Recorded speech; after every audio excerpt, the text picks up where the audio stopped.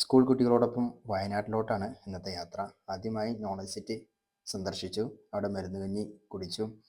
കുട്ടികൾക്ക് ഭക്ഷണമൊക്കെ അവിടെ തന്നെ വിതരണം ചെയ്തു. എല്ലാവിധ സൗകര്യമുണ്ട്.